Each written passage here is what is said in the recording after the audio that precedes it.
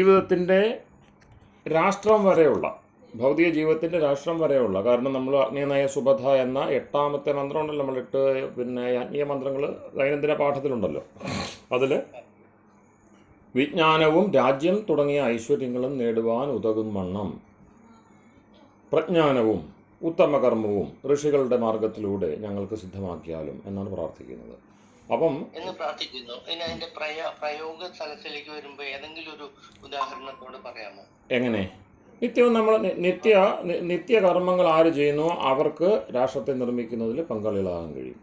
നിത്യകർമ്മങ്ങളുടെ നിർവഹണം തന്നെയാണ് മുഖ്യമായ കാര്യം. കാരണം ഏത് ശാശ്വതമായ അവസ്ഥ ഇപ്പം ക്ഷണികമാണല്ലോ. ഇപ്പം വേദത്തെ മാറ്റി നിർത്തിയാൽ ബാക്കിയെല്ലാം ക്ഷണികതയെ പറ്റിയാണ് ഉപദേശിക്കുന്നത്. ബൗദ്ധ ദർശനം ഉൾപ്പെടെ ക്ഷണികമാണ്. അപ്പം ക്ഷണികമെന്ന് പറയുമ്പോൾ ഒരു രാഷ്ട്രം അവിടെ വരുന്നില്ല. രാഷ്ട്രത്തിന് പ്രസക്ത അവർ ബുദ്ധ സംഘത്തെയാണ് അവർ കാണുന്നത്. ആ സംഘം എന്താണ്? കുറേ ആളുകളുടെ മാറിമറിയുന്ന കൂട്ടായ്മ മാത്രമാണ്. അതങ്ങനെ ഒഴുകിപ്പോയിക്കൊണ്ടേയിരിക്കുന്നു. ഒരു പ്രവാഹത്തെ മാത്രമേ അവിടെ കാണുന്നുള്ളൂ, അല്ലേ? അതിനൊരു നിജത്വമില്ല, ഒരു നിലപാട് തറയുടെ ആവശ്യമില്ല. അപ്പം ബുദ്ധം ശരണം ഗച്ഛാമി, ഞാനതിനെ വിമർശിക്കുകയല്ല. അത്തരം പ്രവണതകളെ നമ്മൾ അറിയണം. അത് ആവശ്യമുള്ളവർക്ക് ആ വഴിക്ക് പോകാം. വിമർശനം എന്നുള്ള അർത്ഥത്തിലല്ല. കാരണം ഇവിടെ യോദ്ധാക്കളെ മുഴുവൻ സന്യാസിമാരാക്കി മാറ്റി അധിനിവേശത്തിന് കളമൊരുക്കി എന്ന് പറഞ്ഞാൽ തെറ്റാവോ? തെറ്റാവില്ല. കാരണം അത്തരം ഈ ക്ഷണികതകളാണ് നമുക്ക് വിഷയം ഉണ്ടാക്കുന്നത്. അപ്പം ക്ഷണികമാണ് മനുഷ്യജീവിതം, ക്ഷണികമല്ല മനുഷ്യജീവിതം. ക്ഷണങ്ങളിലൂടെയാണ് നമ്മൾ അതിനെ നയിക്കുന്നത്. കാരണം എന്താണ്? നമുക്ക് അങ്ങനെ വലിയ സർവജ്ഞതയില്ല. ബുദ്ധൻ സർവജ്ഞനായേക്കാം, ഞാനതിനെ അംഗീകരിക്കുകയല്ല. അവർ പറയുന്നത് ബുദ്ധൻ സർവജ്ഞനാണ്, ബാക്കിയുള്ളവരോ ആ സർവജ്ഞനെ പിൻപറ്റേണ്ടവരാണ്. അപ്പം നമ്മുടെ അടിസ്ഥാനപരമായ ചിന്ത സർവജ്ഞത ഈശ്വരന് മാത്രമേ ഉള്ളൂ. കാരണം യോഗദർശനത്തിൽ പതഞ്ജലി പറയും തത്ര നിരതിശയം സർവജ്ഞബീജം, അല്ലേ? അപ്പം അവിടെയാണ് അതുള്ളത് എന്ന് ചൂണ്ടിക്കാണിച്ച സ്ഥിതിക്ക് സാ കാഷ്ഠ സാ പരാഗതി. ഇപ്പം നമുക്ക് അഭയസ്ഥാനം നമുക്കെല്ലാവർക്കും, ഒരാൾക്കല്ല. അപ്പം എൻ്റെ കൂടെ ഞാൻ എന്നെ പ്രൊജക്റ്റ് ചെയ്തുകൊണ്ട് മുന്നോട്ട് വരുമ്പോൾ നിശ്ചയമായിട്ടും എൻ്റെ ഈ യോഗവും കലികാല വൈഭവവും മറ്റു തരത്തിൽ ആളുകളെ സ്വാധീനിക്കാനുള്ള കഴിവും ഇതെല്ലാം വെച്ചുകൊണ്ട് കുറച്ച് പേർ എൻ്റെ കൂടെയും കൂടും, അല്ലേ? അതൊരു സമ്പ്രദായമാകും. അങ്ങനെ ഇഷ്ടംപോലെ സമ്പ്രദായങ്ങൾ ലോകം മുഴുവൻ എന്തുണ്ട് കൊണ്ടുവന്നിട്ടുണ്ട്. കുറേ പേര് അതിൻ്റെ പിന്നിലുണ്ട്. ഇൻസ്റ്റിറ്റ്യൂഷണലൈസ് ചെയ്തു. ധർമ്മം ഉൾപ്പെടെ സംഘം ശരണം ഗച്ഛാമി എന്ന് ആലോചിക്കുക. ബുദ്ധം ശരണം ഗച്ഛാമി, സംഘം ശരണം ഗച്ഛാമി. ധർമ്മം ഒടുവിലേ ഉള്ളൂ. നമുക്ക് ആദ്യം ധർമ്മത്തിലേക്ക് കടക്കാനാവില്ല.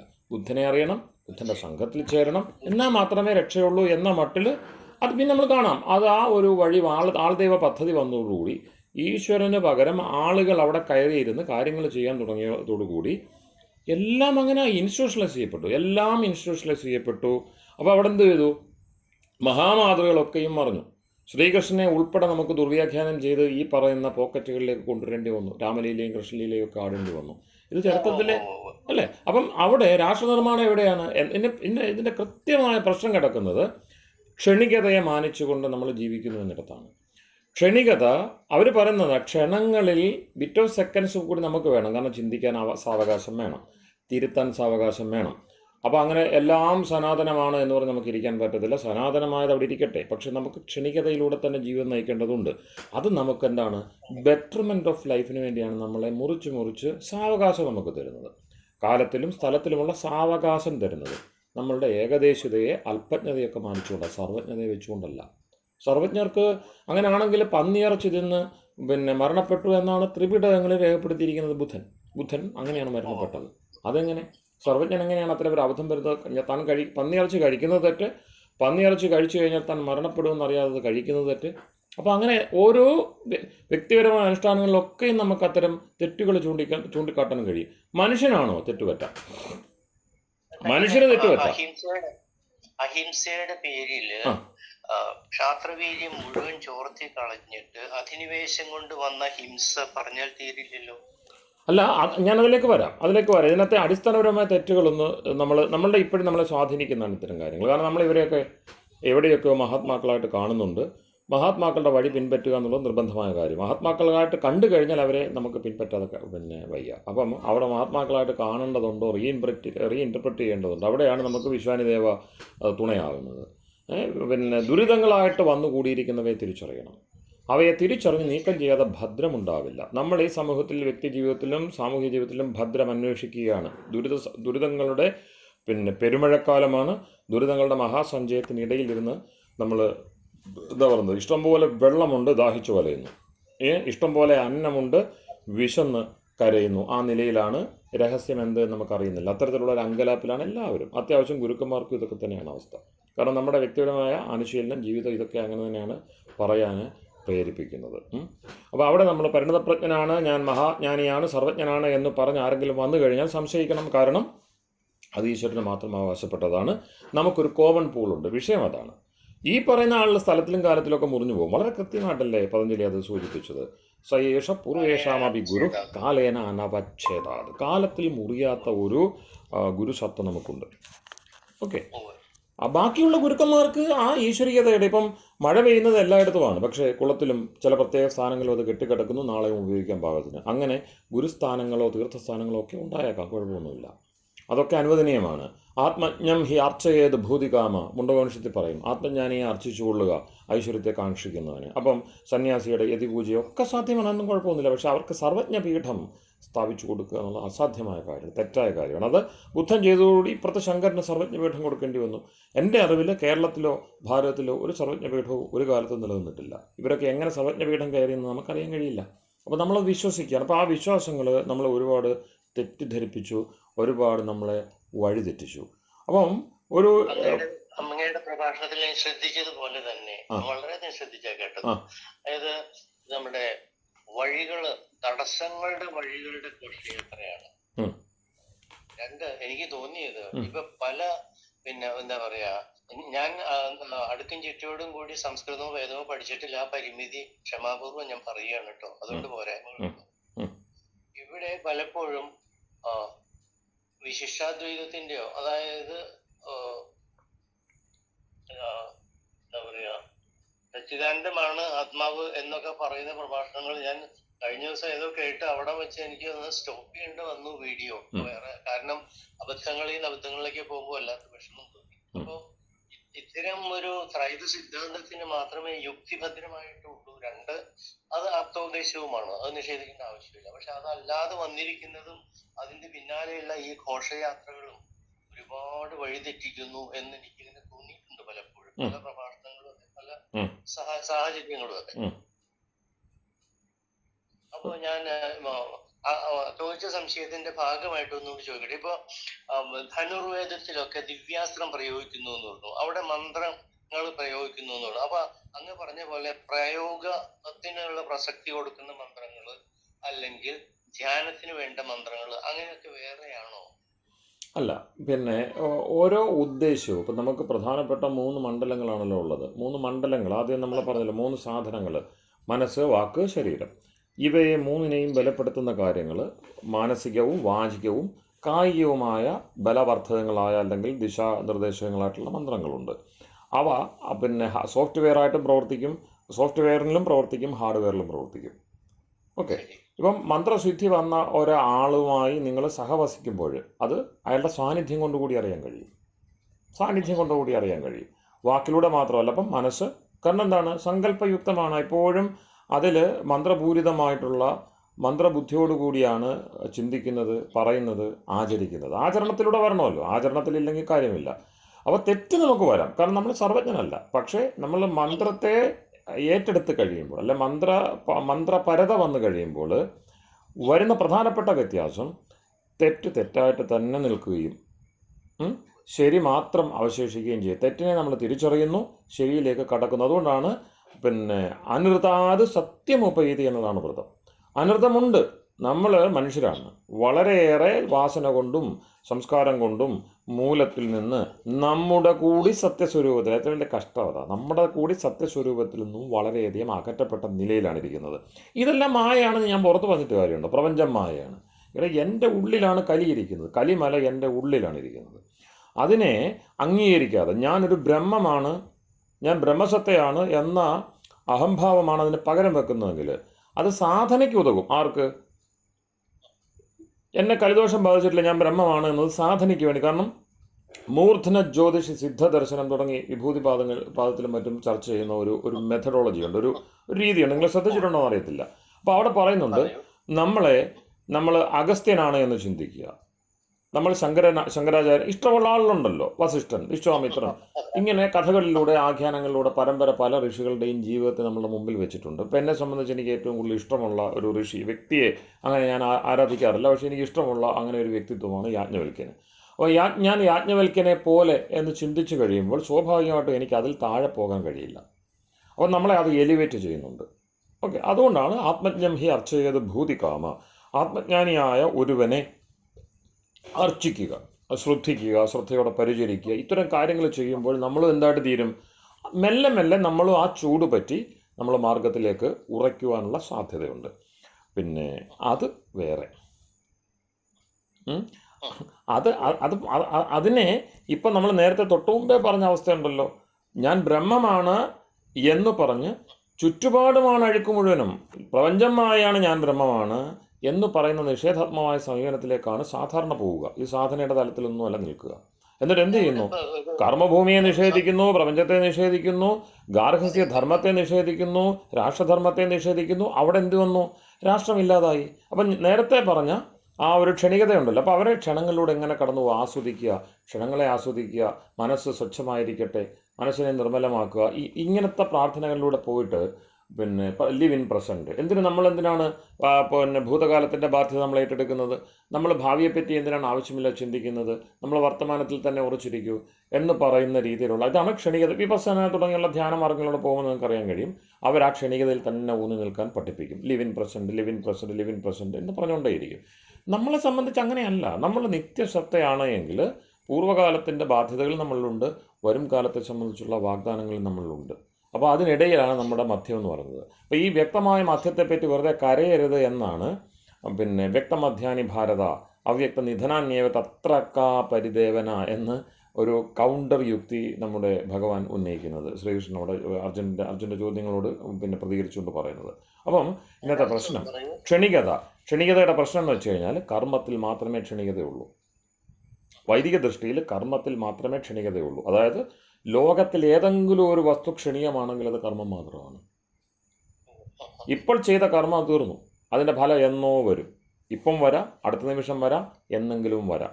കാരണം എന്താണ്? ചെയ്താൽ ഉടനെ തീരുന്നതാണ് കർമ്മം, അതുകൊണ്ടത് ക്ഷണികമാണ്. വേറെ ഒരു വസ്തുവും ക്ഷണികമല്ലാത്ത ഒരു സന്ദർഭത്തിൽ നിന്നുകൊണ്ട് ജീവിതം നയിക്കുമ്പോൾ നമ്മൾ പിന്നെ കുടുംബത്തെപ്പറ്റി, ദേശത്തെപ്പറ്റി, രാഷ്ട്രത്തെപ്പറ്റി ചിന്തിക്കണം. ആ ചട്ടക്കൂടിൽ നിന്നുകൊണ്ട് വേണം നമ്മളുടെ ആശ്രമ വർണ്ണവ്യവസ്ഥ ക്രമീകരിക്കുവാൻ. അതിനുള്ള നിർദ്ദേശങ്ങളാണ് വേദത്തിലുള്ളത്. അതുകൊണ്ട് മന്ത്രസിദ്ധി ഉൾപ്പെടെയുള്ള കാര്യങ്ങളെല്ലാം എവിടെയാണ്? ഈ ഒരു പ്രയോഗ സാഹചര്യത്തിലാണ് വേണ്ടത്. ഞാൻ എപ്പോഴും പറയും, വർണ്ണവ്യവസ്ഥയെ നിങ്ങൾ വിമർശിച്ചു, പക്ഷേ വർണ്ണവ്യവസ്ഥ മനുഷ്യൻ്റെ ഏറ്റവും ഉന്നതമായ സമൂഹങ്ങളിൽ നിലനിൽക്കുകയുള്ളൂ.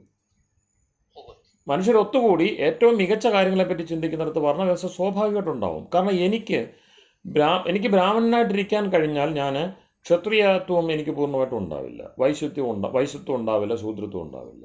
ശൂദ്രനാണെങ്കിൽ ഇതൊന്നും ആവശ്യമില്ലെന്നല്ല, എല്ലാം ആവശ്യം. സമൂഹത്തിന് ബ്രാഹ്മണനും വേണം, ക്ഷത്രിയനും വേണം, വൈശ്യനും വേണം, ശൂദ്രനും വേണം. കാരണം അതാണ് പുരുഷസൂക്തത്തിൽ പറയുന്നത്. ഭഗവാനായ ഈശ്വരൻ തന്നെ പറയുന്നു, ഞാൻ ഇതെല്ലാമാണ്. അദ്ദേഹം ഏറ്റവും വലിയ ദാസനാണ്. നമുക്ക് വേണ്ടി ഈ പറഞ്ഞ നമ്മളെ സഹിച്ചുകൊണ്ട് ഈ കർമ്മങ്ങളെല്ലാം ചെയ്ത് ഇതിനെല്ലാം സാക്ഷ്യം വഹിച്ചുകൊണ്ടിരിക്കുന്ന ശുദ്ധ പിന്നെ സേവകനാണ് ഈശ്വരൻ, ശൂദ്രനാണ് ഈശ്വരൻ. ആ ഭാവം ശൂദ്രത എന്ന് പറഞ്ഞ സേവക ഭാവം എത്തുക എന്ന് പറഞ്ഞപ്പോൾ എന്നെ സംബന്ധിച്ച് ഞാനൊരു നല്ല ശൂദ്രൻ പോലുമല്ല, ആർഷദൃഷ്ടിയിലെ നല്ലൊരു ശൂദ്രൻ പോലുമല്ല ഞാൻ. അങ്ങനെയുള്ള ഒരാൾക്ക് എങ്ങനെയാണ് വൈശ്യനോ പിന്നെ ക്ഷത്രിയനോ ബ്രാഹ്മണനോ ആകാൻ കഴിയുക? അപ്പോൾ ആദ്യം ഒരു നല്ല ശൂദ്രനാവട്ടെ നമ്മൾ. വിഷയം മനസ്സിലാവുന്നുണ്ടോ? അത്രയും ഉന്നതമായിട്ടുള്ള ഈശ്വരനെ മുൻനിർത്തിക്കൊണ്ട് ഈശ്വരന് ചോദ്യം ചെയ്യാനാവാത്ത നിർമത്സര ബുദ്ധിയോടുകൂടി മനുഷ്യർ സഹവസിക്കുമ്പോൾ അങ്ങനെയുള്ള ഒരു വലിയ ഐക്യ സമൂഹത്തിലാണ് വർണ്ണാശ്രമ വ്യവസ്ഥ ഉണ്ടാവുക. ഋഷികൾ അത് സങ്കല്പിച്ചിരുന്നു, അവരത് ജീവിച്ചിരുന്നു, അവരതിനെപ്പറ്റി പ്രതിപാദിച്ചിട്ടുമുണ്ട്, അവരുടെ ജീവിതത്തെ പങ്കുവച്ചിട്ടുണ്ട്. അവിടെ നിന്നുകൊണ്ടാണ് നമ്മൾ ഇത്തരം വിഷയങ്ങളെ ചിന്തിക്കുന്നതെങ്കിൽ സംശയമൊന്നുമില്ല, നമുക്ക് ഒരുപാട് നന്നാകാനുണ്ട്, ഒരുപാട് മുന്നേറാനുണ്ട്, ഒരുപാട് നമുക്ക് തിരുത്താനുണ്ട്. അപ്പോൾ നമ്മൾ സർവജ്ഞരാണ്. പിന്നെ താരതമ്യേന ഗുരുത്വം ഉണ്ടാവും തീർച്ചയായിട്ടും. കാരണം കുട്ടിയെ സംബന്ധിച്ച് കുട്ടിയുടെ അച്ഛനും അമ്മയും ഗുരുക്കന്മാർ തന്നെയാണ്. അങ്ങനെ താരതമ്യേനുള്ള ഗുരുത്വം നമുക്കുണ്ട്. അതിനപ്പുറത്തേക്ക് കാലത്തിൽ മുറിയാത്ത ഗുരുത്വത്തെ കാണണം. അതിൽ പങ്കുചേർന്നിരിക്കുന്ന ഋഷി പരമ്പരയെ കാണണം. അവരിൽ നിന്നും നേരിട്ട് ഉപദേശം സ്വീകരിക്കണം. അതിനുവേണ്ടി മന്ത്രം തന്നെയാണ് വഴി. അപ്പം നിങ്ങൾ മന്ത്രത്തെ ഉപാസിക്കുമ്പോൾ സ്വാഭാവികമായിട്ടും ഋഷിയുമായിട്ട് ബന്ധം ഉണ്ടാവും. അത് സ്വാഭാവികമായിട്ടുണ്ടാവുന്നതാണ്. സ്വാഭാവികമായിട്ടുണ്ടാവുന്നതാണ്. ആദ്യത്തെ സിദ്ധി അവിടെയാണ്, പരമ്പരയായിട്ട് യോജിക്കുക. പരമ്പരയുടെ ഹൃദയത്തിലേക്ക് നിങ്ങൾ കടന്നു പോകും. ഞാൻ കാണുന്ന ഒന്നാമത്തെ സിദ്ധി അതാണ്. മന്ത്രത്തെ ശുദ്ധ ഹൃദയത്തോടെ, ഞാൻ ശുദ്ധ ബുദ്ധിയല്ല പറയുന്നത്. കാരണം ഋഷി ദയാനന്ദൻ പറയുന്നുണ്ട്, നമുക്കെല്ലാവർക്കും ധാർമ്മികരാവാൻ കഴിയും. വിദ്വാനാവുക എല്ലാവർക്കും സാധിക്കത്തില്ല, പക്ഷെ എല്ലാവർക്കും ധാർമ്മികനാവാൻ കഴിയും. അപ്പം അദ്ദേഹം പറയുന്നു, ധാർമ്മികനും വേണം, വിദ്വാനും വേണം. ഓക്കെ, പക്ഷെ അധാർമികനായ വിദ്വാനെ കൊണ്ട്, വിദ്വാനല്ലാത്ത ധാർമ്മികനെ കൊണ്ട് ഗുണമുണ്ട്. പക്ഷേ ആദർശം എന്താണ്? ധാർമ്മികനായ വിദ്വാന്. നമുക്കതിനുവേണ്ടി ശ്രമിക്കാം. അപ്പോൾ ധാർമ്മികത വേണം, വിദ്വത്തെയും വേണം. അവിടെ ഈ പറയുന്ന മന്ത്രങ്ങളുടെ അതുകൊണ്ട് നമ്മൾ ശുദ്ധഹൃദയത്തോടെ മന്ത്രബുദ്ധി കൈവരുമ്പോൾ, മന്ത്രത്തെ എന്തിനു വേണ്ടി വ്യാഖ്യാനിച്ച് വികടത്തം കാണിക്കാൻ വേണ്ടിയല്ല, മറിച്ച് മുന്നേറുവാനുള്ള വടമായിട്ട്, മുറുകെ പിടിക്കാനുള്ള ഒരു സാധനമായിട്ട്, ജീവിതത്തിൽ രക്ഷപ്പെടാൻ വേണ്ടി, ധർമ്മത്തിൽ വീണുകൊണ്ട് തന്നെ അധർമ്മത്തിലേക്ക് പോകാതെ, ധർമ്മത്തിൽ വീഴും, തീർച്ചയായിട്ടും വീഴും, വീണുകൊണ്ട് വീണ്ടും എഴുന്നേൽക്കുക, കൈപിടിച്ചുയർത്താനുള്ള ഒരു മാധ്യമമായിട്ട്, ഒരു പിതൃസ്വരൂപമായിട്ട് മന്ത്രത്തെ കാണുന്ന ഒരാൾക്ക് മന്ത്രസിദ്ധി ഉണ്ടാവാതിരിക്കില്ല. പിന്നെ അത് മന്ത്രം സഹായിക്കാതിരിക്കത്തില്ല. ആ മന്ത്രം ആദ്യം ചെയ്യുന്നത്, ഏത് മന്ത്രമായിക്കോട്ടെ, ഒരു മന്ത്രം സിദ്ധമായാൽ മതി, ഒരുപാടൊന്നും വേണ്ട. ഒരു ഉദാഹരണം പറയാമോ അതിന്റെ പ്രായോഗികത? ഞാൻ പറഞ്ഞല്ലോ, വിശ്വാനദേവ സവിതർ ദുരിതാന പരാവസ്ഥ നിങ്ങൾ ഉറച്ചു പിടിച്ച് ജീവിതത്തിൽ ഓരോ ദിവസവും മാറുന്ന കാണാം. ഗുണദോഷങ്ങളുടെ വിവേചനമുണ്ടാവും. എനിക്ക് ഇന്ന ദോഷങ്ങളുണ്ട് എന്ന് ഞാൻ തിരിച്ചറിയുന്നു. എൻ്റെ സാധനങ്ങളിൽ, മുന്നോട്ടുള്ള യാത്രയിൽ ഇന്ന തടസ്സങ്ങളുണ്ടെന്ന് തിരിച്ചറിയുന്നു. മെല്ലെ മെല്ലെ അതിനെ ഞാൻ അഡ്രസ്സ് ചെയ്യുന്നു. അതുവരെ ചിന്തിച്ചിട്ടിരുന്നില്ല. ആത്മനിരീക്ഷണം സാധ്യമാകുന്നു. അകത്തേക്ക് നോക്കുമ്പോൾ വലിയ സമസ്യകൾ കാണുന്നു. സംസ്കാരം, വാസന ഇവ വ്യക്തമായി വരുന്നു. അത് ചെറിയ കാര്യമല്ലത്. അത് സാധാരണ നിലയിൽ ഇവർ യോഗശാസ്ത്രവും മറ്റും പറഞ്ഞതനുസരിച്ച് ഒരു ഗുരുവിൻ്റെ അടുത്ത് ഗുരു സത്യ ചെയ്ത് കാലങ്ങളോളം പ്രയത്നിച്ചാൽ മാത്രമേ ഈ പറയുന്ന അകത്തിരിക്കുന്ന രാക്ഷസനെ കാണാൻ കഴിയുള്ളൂ. അതേസമയം വിശ്വാനിദേവ ഒന്ന് ഉപാസിച്ച് നോക്ക്, ഒരാഴ്ച കൊണ്ട് റിസൾട്ട് വരും. അതുകൊണ്ടാണ്, കാരണം എന്താണ്? മനനാത് ത്രായതേതി മന്ത്രം. നമുക്ക് മനസ്സുണ്ടല്ലോ, നമുക്ക് മനസ്സും ബുദ്ധിയുമുണ്ട്. അതിനുവേണ്ടി തയ്യാറ് ചെയ്തിരിക്കുന്ന വകകളാണ് മന്ത്രങ്ങൾ. അവയ്ക്ക് നമ്മളോട് നേരിട്ട് സംവദിക്കാനാവും. തീർച്ചയായിട്ടും ഇന്റേണൽ ട്രാൻസ്ഫോർമേഷൻ, അതായത് വാസനകളെയും സംസ്കാരങ്ങളെയും തൊടാൻ വേറെ ടൂൾസ് ഇല്ല. ഇപ്പം ഞാൻ മറ്റൊരു ഉദാഹരണം പറയാം. അപ്പം നമ്മുടെ മനസ്സിനെ സംബന്ധിച്ച് മനസ്സിൻ്റെ കാഴ്ചപ്പാട് എങ്ങനെ? നമ്മളൊരു മൈതാനത്ത് നിൽക്കുമ്പോൾ മൈതാനം മുഴുവനും കാണും, അല്ലേ? നമ്മുടെ കാഴ്ച നോക്കുമ്പോൾ മൈതാനം, അതിൻ്റെ ചക്രവാളം മുഴുവൻ കാണുകയാണ്. അതെന്താ? തദാകാരത വരിക. മനസ്സ് എന്തിൻ്റെ മുമ്പിലാണോ മനസ്സ് നിൽക്കുന്നത് അതിനെ മുഴുവനായിട്ട് ഉൾക്കൊള്ളുക. ഏതെങ്കിലും ഒരു ചെറിയ സാമഗ്രിയിലേക്ക് നോക്കാൻ പറയുമ്പോൾ, ഒരു മുട്ടുസൂചിയുടെ അറ്റത്തേക്ക് നോക്കാൻ പറയുമ്പോൾ, ആ മൈതാനത്ത് തന്നെ നിന്നുകൊണ്ട് നമ്മൾ ആ മുട്ടുസൂചിയുടെ അറ്റം മാത്രം കാണാൻ കഴിയുന്നു. എല്ലാവർക്കും കാണാൻ കഴിയില്ല. കാണാൻ കഴിയുന്നവർക്ക് മനസ്സിനെ അത്ര കണ്ട് ചെറുതാക്കാനും കഴിയും. അപ്പം മനസ്സിന് തദാകാരതയുണ്ട്. ഏത് വസ്തുവിനെയാണോ അത് വിഷയീകരിക്കുന്നത് അത് അത്രയും ചെറുതാകാനും വലുതാകാനുമുള്ള കഴിവുണ്ട്. അപ്പോൾ ഇവിടെ വലുതാകുക എന്ന് വെച്ചാൽ ഭാരപ്പെടുക എന്നർത്ഥം. കാരണം അത്രയും കാര്യങ്ങൾ എന്ത് ചെയ്യേണ്ടി വരും? മൈതാനത്തെ കാണുമ്പോൾ ആ മൈതാനത്തിൽ എന്തൊക്കെയുണ്ടോ അത്രയും ഭാഗത്ത് കണ്ണോടിക്കണം. അവിടെ ശബ്ദമുണ്ടെങ്കിൽ അതിനെല്ലാം കേൾക്കണം. 5 ഇന്ദ്രിയങ്ങളും ജാഗ്രത ആയിരിക്കണം. ആ 5 ഇന്ദ്രിയങ്ങളിലൂടെയും കിട്ടുന്ന മുഴുവൻ അറിവുകളെ എന്ത് ചെയ്യണം? പ്രോസസ്സ് ചെയ്യണം. അപ്പം അത്രയും ഭാരമുണ്ടാവുകയാണ്. അപ്പം നിരന്തരം ജീവിതത്തെ അത്രയും വലുതായിട്ടും സമസ്യയുക്തമായിട്ടും കാണുക എന്ന് പറഞ്ഞാൽ എല്ലാവർക്കും കഴിയില്ല. അപ്പോൾ അതിനുവേണ്ടി എളുപ്പമുള്ള വഴി പറഞ്ഞു, ഓംകാരം തസ്യ തജ്ജപ തദർത്ഥഭാവനം. പ്രണവം എന്താണ്? മനസ്സ് പ്രണവയുക്തമായാൽ, ഓംകാരയുക്തമായാൽ ആകെപ്പാടെ മൂന്ന് മാത്രമേ ഉള്ളൂ. പിന്നെയോ നമ്മുടെ ശബ്ദവ്യാപാരം തൊണ്ട മുതൽ ചുണ്ടു വരെയുള്ള എല്ലാം അതിലുണ്ട്. ആ മുതൽ വരെയുള്ള അടച്ച് പിടിച്ചുകൊണ്ടുള്ള അവിടം വരെയുള്ള. അപ്പം നമ്മളുടെ വാഗ്വൃത്തിയെ അത് അത്രയും ചുരുക്കിക്കളഞ്ഞു. അപ്പം മെല്ലെ മെല്ലെ മനോവൃത്തികൾ അത്രയും സംഗ്രഹിച്ച നിലയിൽ, ഏറ്റവും ചുരുങ്ങിയ നിലയിലെത്തും ഓംകാരത്തിലേക്ക് നമ്മളുടെ മനസ്സിൻ്റെ ശ്രദ്ധ എത്തുമ്പോൾ. അപ്പം തദാകാരത എന്ന് പറയുന്നത് ആരും പഠിപ്പിക്കേണ്ട കാര്യമില്ല. അതുകൊണ്ടാണ് 5 ഭൂമികളിലും സമാധിയുണ്ട് എന്ന് ആര് പറഞ്ഞത്?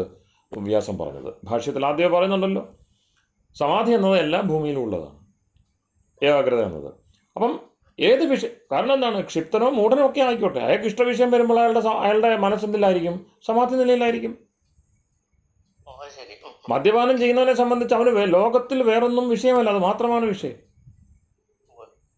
അതിന് അറിവാളിയാണ്. അതുകൊണ്ട് ന്യായദർശനത്തിൽ നമ്മൾ നോക്കുമ്പോൾ അറിയാം, ഈ ആപ്തൻ എന്ന് പറഞ്ഞാൽ അങ്ങേയറ്റത്ത് ഈ പിന്നെ 5 സമാധി നിലകളും സമ്പ്രജ്ഞാതത്തിലെ 4 നിലകളും അസംപ്രജ്ഞാതത്തിലെ 5ാമത്തേതും താണ്ടി എല്ലാ സമാധി നിലകളും താണ്ടിയ ആളാണോ ആപ്തൻ? നമുക്ക് സ്വാഭാവിക സംശയം ഉണ്ടാവും. അങ്ങനെയുള്ള ഒരാൾ മാത്രമേ ആപ്തനാവുകയുള്ളൂ. ആപ്തൻ എന്ന് പറഞ്ഞാൽ മനസ്സിലാവുന്നുണ്ട്, ദ ആപ്റ്റ് പേഴ്സൺ, ആപ്തോപദേശ ശബ്ദം. അപ്പം ശബ്ദം ഉപദേശിക്കുവാൻ കെൽപ്പുള്ളവൻ, അല്ലെങ്കിൽ ആരുടെ ഉപദേശത്തെയാണോ ആളുകൾ മാനിക്കുന്നത് ആ നിലയിലേക്ക് എത്തുവാൻ ഇത്രയും സമാധി താണ്ടേണ്ടതുണ്ടോ? അതായത് അങ്ങേയറ്റം പാരംഗതത്വം നേടേണ്ടതുണ്ടോ? അപ്പോൾ നമുക്ക് തോന്നും പിന്നെ എത്രയെങ്കിലുമൊക്കെ പോകണമല്ലോ. പക്ഷേ പിന്നെ ഞാൻ പഠിച്ചുകൊണ്ടിരുന്ന സമയത്ത് എനിക്ക് വലിയ അത്ഭുതവും ആശ്ചര്യവും ഉണ്ടായിക്കൊണ്ട് പിന്നെ ഋഷിയുടെ വചനമാണ്, പിന്നെ യാജ്ഞവൽക്യൻ അല്ല വാത്സ്യായൻ്റെ വചനമാണ്. ഋഷ്യാര്യമേച്ഛേഷു സമാനം ലക്ഷണം. ഋഷ്യാര്യമേച്ഛേഷു സമാനം ലക്ഷണം. ഋഷിയാവട്ടെ, ആര്യനാവട്ടെ, മ്ലേച്ഛനാവട്ടെ, ഇവരിലെല്ലാം സമാനമാണ് ലക്ഷണം. അതായത് ആപ്തോപദേശ ശബ്ദം. ഋഷിക്ക് വേണ്ടി മാത്രമല്ല അത് പറഞ്ഞത്. മ്ലേച്ഛന്മാരുണ്ടല്ലോ, അതായത് വാക്ക് ശരിക്കും ഉപയോഗിക്കാൻ അറിയാത്ത പാവപ്പെട്ടവരുണ്ടല്ലോ, അപരിഷ്കൃതരായിട്ടുള്ളവരുണ്ടല്ലോ, ക്ഷണിക ജീവിതമായിട്ട് നടക്കുന്ന വലിയ ആദർശവും അങ്ങനെയൊന്നുമില്ല, സാധാരണ മനുഷ്യരായി പിറന്നു എന്ന് മാത്രമേ ഉള്ളൂ, മൃഗവൃത്തിയിൽ നടക്കുന്ന അവരിലും ആപ്തന്മാരുണ്ട്. എന്തിലാണോ അയാൾക്ക് ഏകാഗ്രതയും സമാധിയും കിട്ടിയത് ആ വിഷയത്തിൽ അയാൾ പറഞ്ഞത് ശരിയായിരിക്കും. ഇപ്പം നമ്മളോട് പറയുന്നു, പിന്നെ ഇപ്പം പെട്ടെന്ന് നമ്മളുടെ പിന്നെ ഒരു പ്രത്യേക ഒരു സ്ഥലത്തെത്തുമ്പോൾ അവിടുത്തെ മുള്ള് കൊണ്ടിട്ട് മുറിവുണ്ടായി. ആ മുള്ള് വിഷമുള്ള മുള്ളാണ്. നമ്മൾ വലിയ വൈദ്യനോ അറിവുള്ളവനൊക്കെ ആയിരിക്കാം. പക്ഷേ ആ മുള്ളിനുള്ള പ്രതിവിധി അവിടുത്തെ ഒരു ചെറിയ ഒരു ഇലയുടെ നീരായിരിക്കും. ആ നീരിൻ്റെ അറിവ് എനിക്കുണ്ടാവത്തില്ല. ഞാൻ ചരകനോ വാഗ്ഭടനോ ആണെന്ന് പറഞ്ഞിട്ട് കാര്യമില്ല. അവിടുത്തെ ആ പ്രത്യേക ഒരാൾക്കാർ ഇതിവിടെ ഞങ്ങൾക്കൊള്ളുന്ന, പിന്നെ ഞങ്ങൾക്ക് കൊള്ളാറുണ്ട്, ഞങ്ങൾ അതിന് ഇതാണ് തേക്കുന്നത്, അയാൾ ആ സംഗതി പിന്നെ ഒടിച്ചു കുത്തി പിഴിഞ്ഞു തരും. അപ്പം തന്നെ അത് മാറും. മാറിയില്ലെങ്കിലോ അത് മഹാവ്രണമായിട്ട് മാറാം. അപ്പോൾ അവിടെ ആ സ്ഥലത്തെ സംബന്ധിച്ച് ആ പറഞ്ഞ ആൾ ആപ്തനാണ്. അയാൾ മറ്റു വിഷയത്തിലൊന്നും അറിവുള്ളവനാവണം നിർബന്ധമില്ല. അതുകൊണ്ടാണ് മഹാനായ വാത്സ്യായന ഋഷി പിന്നെ ഋഷി ആര്യമേച്ഛേഷു സമാനം ലക്ഷണം. നമ്മളുടെ ആ വിഷൻ മാറിപ്പോകുന്നതാണ്. അത് വെറുതെ ഋഷി മാത്രമല്ല ആപ്തൻ. അതാത് ഇടങ്ങളിൽ, അപ്പം എല്ലായിടത്തും ഈ ഏകാഗ്രത നമുക്ക് സാധ്യമാണ് എന്നർത്ഥം. ഈ സമാധി എന്നത് സഹജമായ നിലയാണ് എന്നർത്ഥം. ഒറ്റ പ്രശ്നമേ ഉള്ളൂ, ആവരണം കിടക്കുന്നു, മൂടി കിടക്കുന്നു. ആ മൂടി നീങ്ങുക, അതാണ് പ്രധാന വിഷയം. ആ മൂടി നീങ്ങണമെന്നുണ്ടെങ്കിൽ മൂടി ഉണ്ടെന്ന് ഞാൻ അംഗീകരിക്കണ്ടേ? ആ ലോകം മുഴുവൻ മായയാണെന്ന് പറഞ്ഞ് നടന്നിട്ട് കാര്യമുണ്ടോ? എൻ്റെ മനസ്സിൽ കിടക്കുന്ന മൂടി ഞാൻ തന്നെ മെനക്കിട്ട് മാറ്റിയേ പറ്റുള്ളൂ. അല്ല തന്നെ അത് മായയാണെന്ന് പറയുന്നത് മായാവാദം അല്ലെന്നുണ്ടെങ്കിൽ ഞാൻ ബ്രഹ്മമാണെന്ന് പറയുന്ന വാദം ഒരു സിമ്പിൾ ലോജിക്കിന് പോലും യോജിക്കുന്നില്ല. കാരണം അവിദ്യ കൊണ്ടാണല്ലോ. ഞാൻ ഇവിടെ 1-2 പേര് പറഞ്ഞപ്പോൾ ഞാൻ ചോദിച്ചു, അത് നമ്മുടെ തെറ്റിദ്ധാരണ കൊണ്ടാണ്. ഞാൻ ബ്രഹ്മത്തിനാണോ തെറ്റിദ്ധാരണ വന്നത്? ബ്രഹ്മത്തിന് തെറ്റിദ്ധാരണ വരുമോ? പൂർണ്ണജ്ഞാനിക്ക് എങ്ങനെ തെറ്റിദ്ധാരണ വന്നു? ഇതിനൊന്നും മറുപടി ഇല്ല, വെറുതെ ദേഷ്യപ്പെട്ടു. അല്ല, അത് ഞാൻ പറഞ്ഞത് അതിന് അസാമാന്യ പാണ്ഡിത്യം വേണ്ട, സിമ്പിൾ ലോജിക്ക്. തീർച്ചയായിട്ടും സാധാരണ മനുഷ്യൻ എന്നെ നിഷേധിച്ച്, എല്ലാ ജീവികളും അതിനെ നിഷേധിച്ചാണ് ജീവിക്കുന്നത്. കാരണം ഇത് ഈശ്വരീയമായ ലബ്ധമായ വരമാണ് ജീവിതം, വരം. ഇതിനപ്പുറത്തേക്ക് നമുക്ക് മികച്ച ഒരു ജീവിതം കിട്ടുക, ഒരു ശരീരവും മനസ്സും ബുദ്ധിയും ഒക്കെ കിട്ടുക നമ്മളായിട്ടാണ് നശിപ്പിച്ച് കളയാൻ. ശ്രദ്ധിച്ചാൽ അറിയാം. ഒരു കുട്ടിയെ നമുക്ക് തരുമ്പോൾ പിന്നെ ആ കുട്ടിയെ സ്വീകരിക്കാൻ വേണ്ടി ചില വ്യവസ്ഥകൾ പറഞ്ഞു തന്നല്ലോ, സംസ്കാരത്തിൻ്റെതായ. അച്ഛനും അമ്മയും എത്ര മോശപ്പെട്ടവരാവട്ടെ, അതായത് അവരുടെ ജീവിതം എത്രയും മോശപ്പെട്ടവരാവട്ടെ, അവർ സത്സന്താനത്തിന് വേണ്ടി സങ്കല്പം എടുക്കുന്ന സമയം മുതൽ മാറുകയാണ്. സംസ്കാര വിധിയുടെ പിന്നെ പ്രയോജനവും നേരത്തെ പറഞ്ഞല്ലോ, മന്ത്രം കൊണ്ട് പ്രയോജനമുണ്ട്. കാരണം സങ്കല്പം തന്നെ മാറ്റിക്കളയുകയാണ്. അല്ലെങ്കിൽ എങ്ങനെയാണ് മനുവിന്, ആദി നിയമദാതാവിന് സ്ത്രീരത്നം ദുഷ്കുലാദപി എന്ന് എഴുതാൻ കഴിയുന്നത്?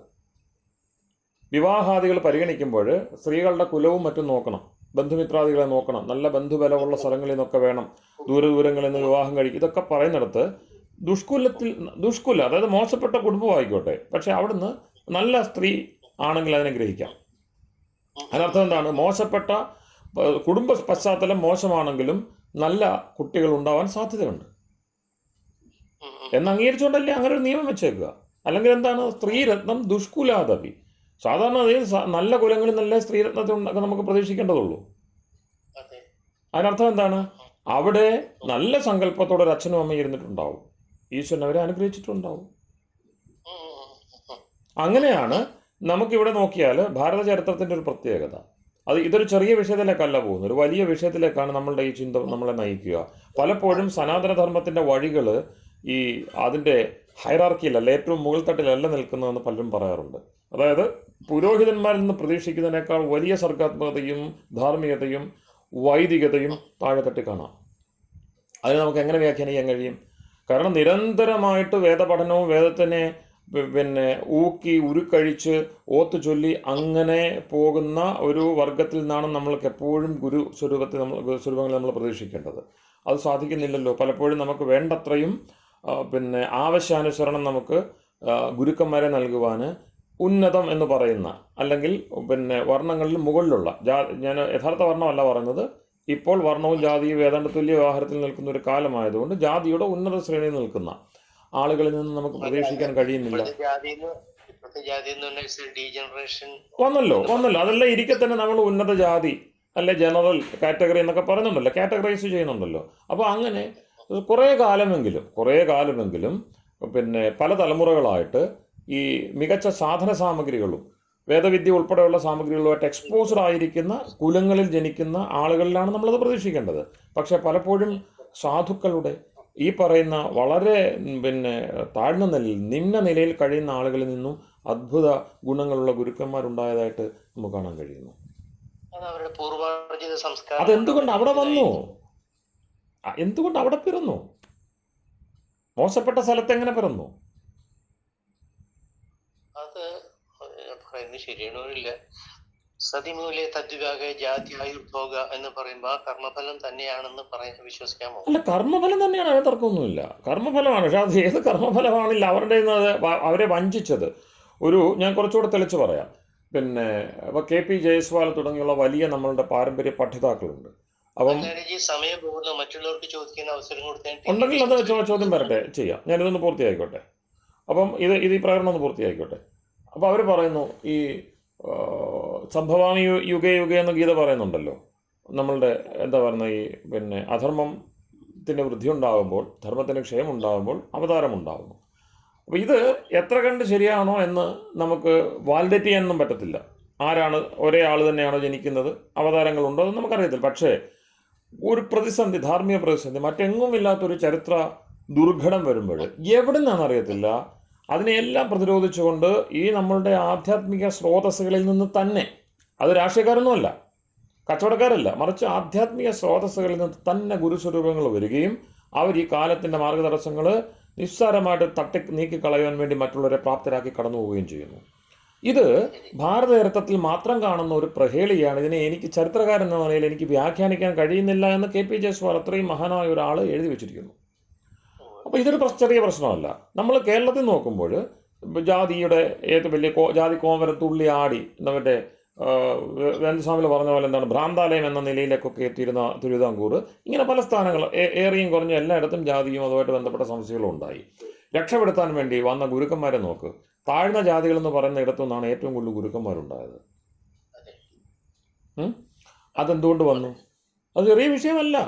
അപ്പോൾ അവിടെ ഞാൻ അതുകൊണ്ടാണ് പറഞ്ഞത്, ഹിന്ദുധർമ്മം അല്ലെങ്കിൽ സനാതനധർമ്മം എന്ന് പറഞ്ഞതിൻ്റെ ഒഴുക്ക് വേദവുമായി ബന്ധപ്പെട്ട അടിത്തട്ടിലാണ് കിടക്കുന്നത്. അവിടെ നിന്നും ആ വേദത്തിൻ്റെ മന്ത്രത്തിൻ്റെ മൗലിക അർത്ഥം, അതിൻ്റെ വേണ്ട അർത്ഥം, കാമ്പ്, അത് ഗ്രഹിച്ച ഒരാളെങ്കിലും എവിടെയെങ്കിലും ഉണ്ടെങ്കിൽ അത് സ്പാർക്കാവുകയും അത് അഗ്നിതുല്യം ഈശ്വരനോട് പിന്നെ ചേരുകയും ചെയ്യുന്നു. അപ്പോൾ സങ്കല്പ ബലം കൊണ്ടാണ് ഇതെല്ലാം സാധിക്കുന്നത്. അപ്പോൾ മികച്ച അച്ഛനും അമ്മയും നന്നായിട്ടൊന്ന് സങ്കല്പിക്കുകയും വേണ്ട വിധത്തിൽ മര്യാദയിൽ പുലരുകയും ചെയ്താലോ തുടർച്ചയായിട്ട് ഋഷികുലത്തെ തന്നെ നമുക്കിവിടെ പിന്നെ ഉയർത്തിയെടുക്കാൻ കഴിയും. 25 വർഷം കൊണ്ട് ആ പരിവർത്തനം നടത്താൻ കഴിയും. അതാണ് മന്ത്രത്തിൻ്റെ ബലം. അതാണ് യഥാർത്ഥത്തിൽ ഞാൻ മന്ത്രസിദ്ധി എന്ന് കരുതുന്നത്. വ്യക്തിപരമായ ലാഭം മാത്രമല്ല.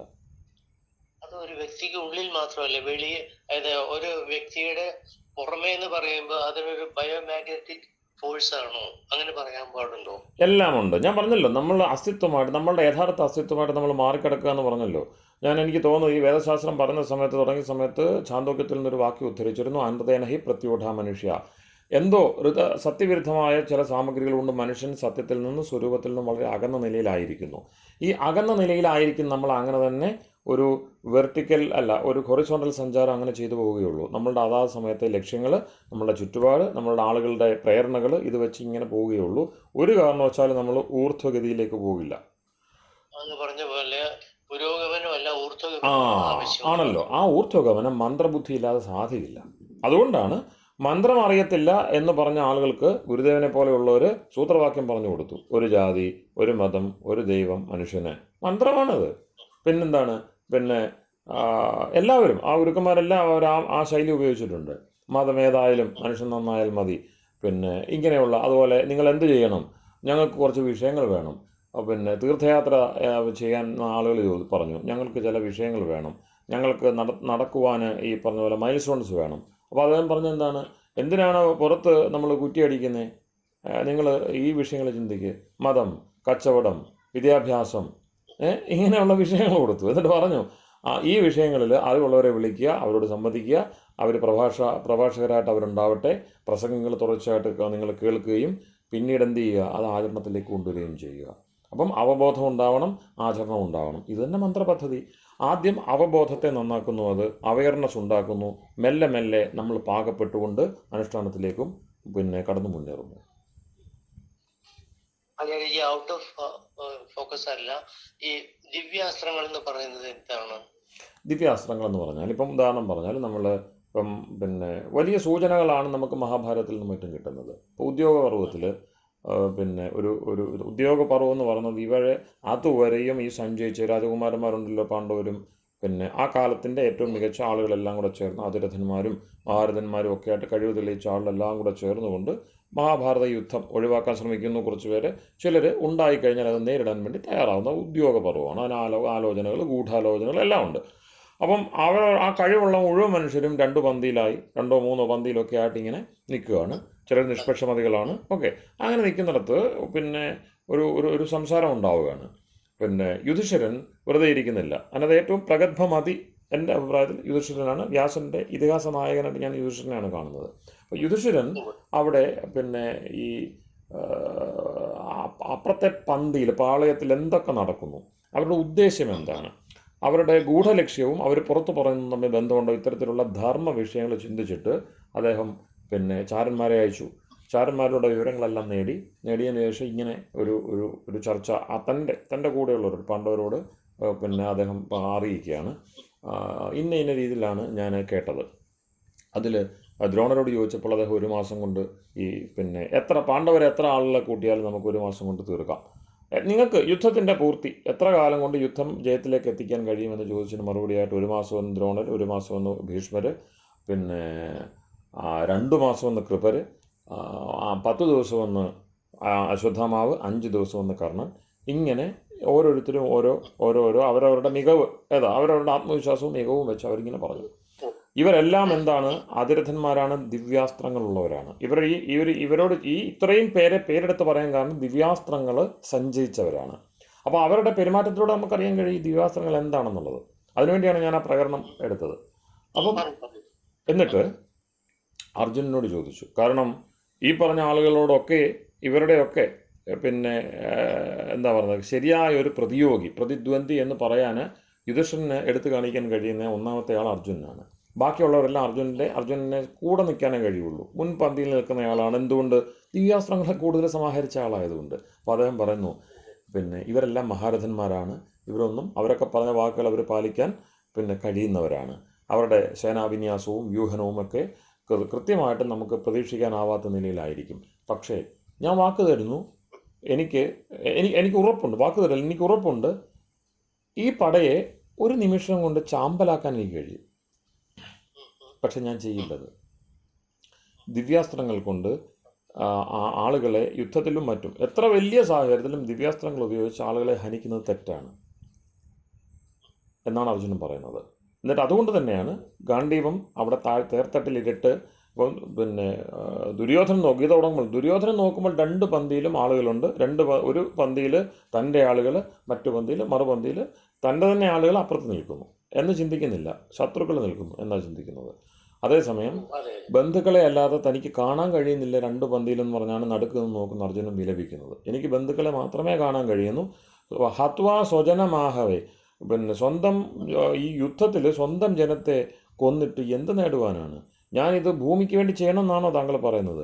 3 ലോകം കിട്ടിയാൽ പോലും എനിക്കിത് വേണ്ട എന്ന് പറഞ്ഞ് മാറുന്ന ഒരാൾ, ദിവ്യാസ്ത്രം കയ്യിലുള്ളവനാണ്. അവൻ നേരത്തെ തന്നെ പറഞ്ഞു ഞാനത് പ്രയോഗിക്കില്ല എന്ന്. അതിനർത്ഥം എന്താണ്? പിന്നീട് അതിൻ്റെ അങ്ങനെ നമ്മൾ വിവരണം ചെയ്ത് നോക്കുമ്പോൾ പിന്നെ മന്ത്ര, അതായത് ശബ്ദമയമായിട്ടുള്ളതുണ്ട്. അപ്പം ഞാൻ പിന്നെ ആഗ്രഹിക്കുന്നു, സങ്കല്പിക്കുന്നത് സാധിക്കുന്നു, അതാണ് ശബ്ദമയം. സങ്കല്പവും ശബ്ദവും പറയണമെന്നില്ല, അകത്ത് പറഞ്ഞാൽ മതി. അതൊന്ന്. രണ്ടാമത്, കാരണം അത് ഫോർമുലൈസ്ഡ് ആണ്. ഇപ്പം നമ്മൾ ഉദാഹരണം പറഞ്ഞാൽ പിന്നെ കമ്പ്യൂട്ടറിൽ നമ്മൾ പടം വരയ്ക്കുന്നു. ഒരു കളറും ചിലവാകുന്നില്ല, ഒരു പേപ്പറും ചിലവാകുന്നില്ല, പക്ഷെ പടം വരയ്ക്കുന്നുണ്ട്, പ്രിൻ്റ് എടുക്കാൻ പറ്റുന്നുണ്ട്. കാരണം അതെന്താണ്? ഈ പറഞ്ഞ പോലെ സോഫ്റ്റ്വെയർ മോഡിലാണത് പോകുന്നത്. മനസ്സുകൊണ്ട് നമുക്ക് ചിന്തിക്കാൻ കഴിയുന്നില്ലേ? മനസ്സുകൊണ്ട് എഴുതാൻ കഴിയുന്നില്ലേ? മനസ്സിൽ എത്ര എഴുതിയാലും അത് തുടയ്ക്കാനും വീണ്ടും എഴുതാനും ബുദ്ധിമുട്ട് വരുന്നില്ലല്ലോ. എഴുത്തും വായനയും അവിടെ നടക്കുന്നുണ്ടല്ലോ മനസ്സിൽ. അതുപോലെയാണ് മന്ത്രത്തിൻ്റെ ഒരു വഴി, അതായത് ശബ്ദ ലാംഗ്വേജ് ആണ് അവിടെ ഉപയോഗിക്കുന്നത്. മനസ്സിലൂടെ ഉപയോഗിക്കുന്ന ലാംഗ്വേജിൻ്റെ സൂക്ഷ്മരൂപമാണ് ഒന്ന്. രണ്ടാമത്തേത് ഹാർഡ്വെയർ തന്നെയാണ്. കാരണം അവിടെ പറയുന്നതെന്ന് പറയും, പാശുപതം അദ്ദേഹം നേടുന്നു.